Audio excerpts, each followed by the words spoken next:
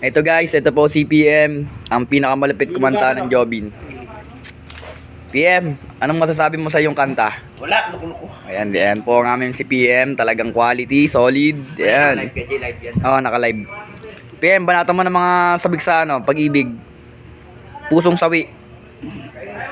Ayan po si PM, medyo malalim ang kanyang iniisip dahil marami siyang babae. Nakainis siya. Ayan. Kitang-kita nyo naman po si PM, grabe. Napakalapit mo talaga, PM.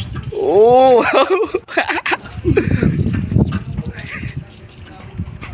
Private ko siya, di ba? PM, ano mo sabi mo? Lapad ng dila. PM, turo mo naman ng mga ano, PM na mga kung paano dumiskarte sa chicks. Burat siya, ganyan.